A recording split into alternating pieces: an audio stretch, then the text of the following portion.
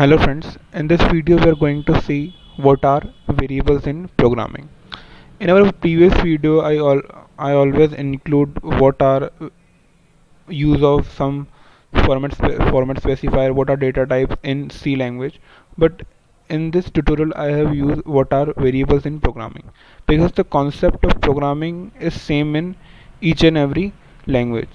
So what are variables? Variables are nothing but name of memory location where we store our data. So whenever we start our program, whenever we start our code, so whenever we start, let's say, the id code blocks, so the code blocks comes into our ram, that is ram, and in ram some memory is allocated to run our program, and in that memory some space is allocated to the variables. So variables are nothing but a memory location where we store our data. And why variables are so important? Because in any programming language, what we do, we process on data. So for placing the data, we need some space. To store the data, we need some space, and these variables stores the data. So a is the name of the variable, and it is of integer type. That means in my system an integer take 4 byte. It may vary from system to system, and float also take 4 bytes. That means 4 consecutive bytes. That means in a sequence 4 byte memory is allocated to a variable, 4 byte memory allocated to b variable, and 1 byte memory allocated to a variable. These variables possesses one property that is very important property, that they have an address. Let us try to print what is the address of a. And what is the address? Address is the location of first byte of memory. That means if an integer have 4 bytes, that means address represent the first byte of the memory. Let us try to print the address of a.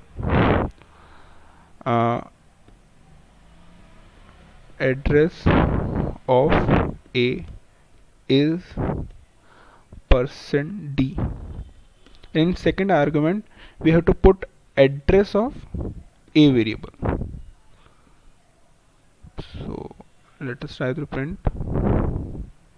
So what we are getting is address of a is 6422092. This is the first byte location. That means consecutive 3 byte must be there in in RAM to store the variable. But when we say address, we only get the first byte location. So this is how variables are stored and variables address. So if we initialize this variable, that means if we say a equal to 5, okay, and let me remove this. A is equal to 5. If we initialize this variable, and if we do not initialize b, let's say what will be the result if we want to print the values.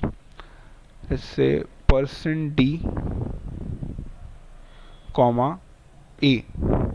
If we print, and if we print %f comma b. So what is the difference here? I have initialized the variable a to 5, and I have not initialized any values to b. Let us see what will be the result of the printf statement.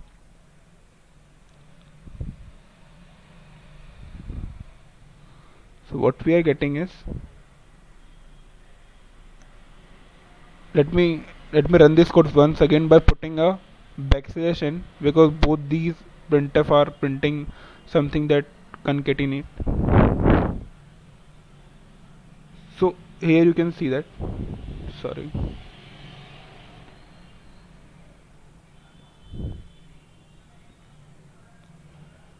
so here you can see that variable a is printing 5 and variable b is printing 0.000. That means when we initialize the variable, it will print the same value, but if we don't initialize the value, it will print something, this sort of number. Okay, and if we, what if we don't initialize b, sorry, a, and initialize b by 7.9, let's say, and if you want to print, then what will be the output? So we are getting a as 16. So how can this happen that we have not initialized a by any number and we are still getting 16? So let us try to run once again and let us see what is the problem. Still we are getting this number. So what is the case that whenever we don't initialize a number, it will print a random value, and that random value can be anything, and it may vary from system to system, or may vary from as you run the code many times.